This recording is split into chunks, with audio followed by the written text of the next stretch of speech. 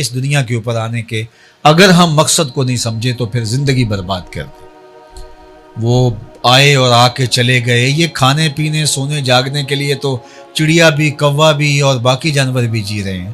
ہم اشرف المخلوقات کس کے لیے ہیں اگر ہمارا وظیفہ یات وہی ہے جو ایک چیونٹی کا ہے، جو ایک کیڑے مکوڑے کا ہے، ایک پرندے کا جو وظیفہ یات ہے، صرف کھانا پینا اچھا گھونسلہ، یہ تو کوئی کمال نہیں ہے۔ حضرت شیخ شاہ نقشبند بخاری نے کہا تھا کہ ہم کسی اور کام کے لیے آئے ہیں، ہماری زندگی کا کچھ مقصد ہے جس مقصد کے لیے ہم تخلیق کیے گئے ہیں۔ ہم باقی تمام مخلوق جو کہ ہزاروں کی تعداد میں مخلوقات ہیں اور زیرو ہیں، ان کے اندر ہمارے سے طاقت زیادہ ہے، شیر میں طاقت ہم سے زیادہ ہے، ہاتھی کی جسامت ہم سے زیادہ ہے، گھوڑے کے اندر قوت ہم سے زیادہ ہے، عقاب کی نگاہوں میں جو ہے وہ زور ہم سے زیادہ ہے، کسی کے پنجوں میں طاقت زیادہ ہے۔ تو آپ دیکھ لیں جتنے بھی پھیلے ہوئے جانور ہیں، کسی کی رفتار بھی ہم سے زیادہ ہے، لیکن اس کے باوجود یہ اتنی خوبیوں کے باوجود وہ مقصود نہیں ہے کائنات کا، مقصود کائنات کا حضرت انسان ہے۔ اور اگر اس کا وظیفہ بھی وہی ہو جو ان کا وظیفہ ہو تو کتنی عجیب بات ہے۔ ایک شخص کو وزیر اعظم بنا دیا جائے اور وہ صبح جو ہے وہ دابڑا اٹھا کر وہ بھی مزدوروں کی طرح جا رہا ہو تو اسے کہا جائے گا کہ یار تجھے پتہ نہیں کہ تیری ذمہ داریاں کیا ہے، تیری ذمہ داریاں ملک کے نظم و نسق کو چلانا ہے، اور تو جو ہے وہ دابڑا اٹھا کر کے اور تیسی کانڈی پکڑ کے تو کہہ رہا ہے کہ نہیں میں مکان بنانے جا رہا ہوں، تو پھر تجھے پتہ ہی نہیں، اپنے منصب سے آگاہ ہی نہیں ہے۔ تو اس کو اللہ تعالیٰ نے اشرف المخلوقات، نائب الہی، خلیفۃ اللہ فی الارض بنایا تھا، اور اس کا یہ سمجھتا ہے کہ میں نے روٹی کمانی ہے، اور میں نے جو ہے وہ اچھا گھر بنانا ہے، میں نے اچھے کپڑے بنانے ہیں، اور یہ اللہ دے گا، اس کا اللہ کا وعدہ ہے، اور اللہ کے وعدے سچے ہیں، اور اس کے لیے اس کو کچھ محنت کچھ وقت دینا جو ہے وہ ضروری ہے۔ لیکن جو اس کا مقصد حیات ہے وہ نائب الہی ہے، تو پھر تخلقوا باخلاق اللہ، تو وہ پھر صفتیں اس کے اندر پیدا کرنا ہوں گی۔ جس کا نائب ہے اس کی صفات کا پھر اسے عکس بننا پڑے گا، عکس جمال کبریا اس کو بننا پڑے گا۔ کیوں؟ اس لیے کہ یہ نائب الہی ہے، پھر اس کی صفات کا عکس اس کے وجود سے دکھائی دے، اور وہ پیدا کرنے کے لیے وہ کہے میں کیسے پیدا کروں، اللہ نے وہ نظام دیا ہے اور قرآن مجید عطا کیا ہے،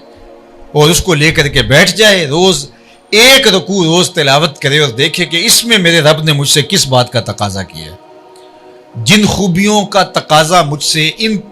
10 آیات میں کیا ہے کیا وہ میرے اندر موجود ہیں، اپنے اندر وہ پیدا کرنے شروع کر دے، عزم مصمم کر دے، تو وہ دیکھنا کہ مہینوں اشروں کے اندر اس کی ذات کس طرح مکمل ہونا شروع ہو جائے گی، اور وہ واقعتاً اس مسند پہ آ جائے گا۔ لیکن اس کی طلب اس کو نہیں ہوگی، تو طلب کے بغیر تو ماں بھی بیٹے کو دودھ نہیں دیتی، جب بیٹا روتا ہے تو تب ماں کی چھاتی میں جوش آتا ہے۔ تو اللہ جل شانہ کی نیابت کوئی چھوٹا انعام ہے، کوئی چھوٹی بات ہے اس کی نیابت، لیکن ہماری ترجیحات ہی وہ نہیں ہوگی، ہماری خواہش تک وہ نہیں ہوگی، اور اس منصب کو حاصل کرنے کے لیے جو ایثار اور جو قربانی ہمیں دینا پڑے گی وہی نہیں ہوگی، ہماری سوچ اور فکر کی وہ بلندی تک نہیں ہوگی، تو پھر نتیجہ کیا ہوگا؟ پھر وہی ہوگا جو نتیجہ ہمارے سامنے ہے۔ اس لیے ہم اگر چاہیں کہ اللہ کی قربت حاصل کریں اور واقعتاً اس کے نائب بن کے دکھائیں،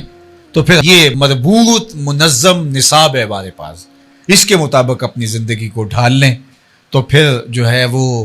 کوئی وجہ نہیں ہے کہ یہ کتاب ہماری زندگیوں کو نہ بدل۔ یہ زندگیوں کے اندر ایسے حرارت اور بجلی بھر دیتی ہے،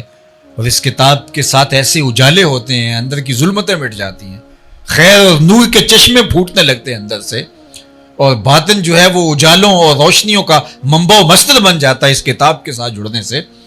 پھر خیر ہی خیر ہوتی ہے، اور پھر یہاں روشنیاں ہی روشنیاں پھوٹتی ہیں، پھر ایسا بندہ جہاں سے گزر جائے وہاں بھی روشنیاں پھیلنا شروع ہو جاتی ہے، وہاں بھی دودھ بٹنا شروع ہو جاتا ہے۔ تو میں اس لیے دعا کروں گا کہ اللہ تعالیٰ جل شانہ ہمیں اس کتاب کے ساتھ نہ صرف جڑنے بلکہ جڑے رہنے کی،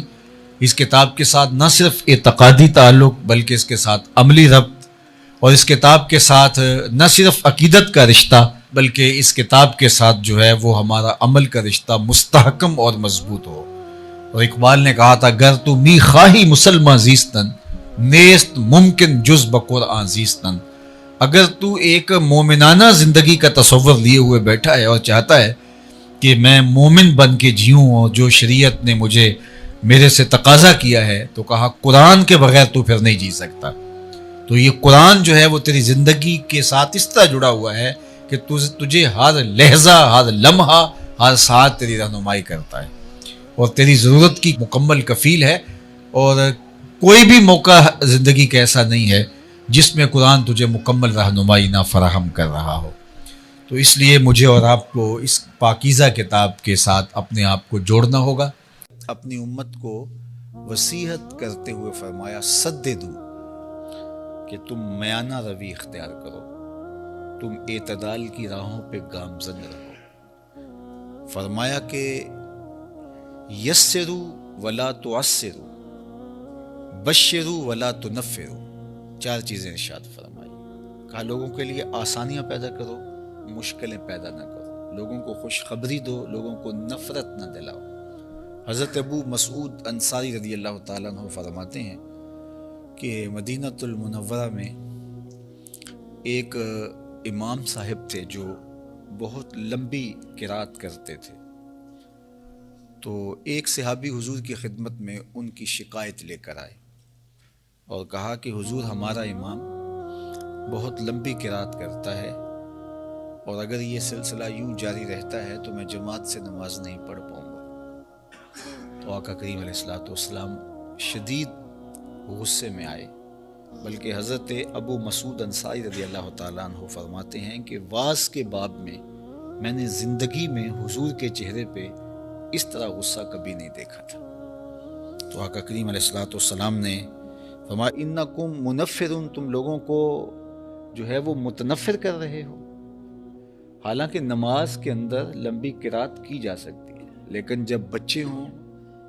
بوڑھے ہوں، بیمار ہوں صفوں میں، تو اس وقت لمبی قرات نہ کی جائے، چونکہ ان کو اذیت ہوگی، ان کو تکلیف ہوگی، ان کے لیے کھڑا رہنا مشکل ہوگا۔ اس طرح رش ہو، لمبی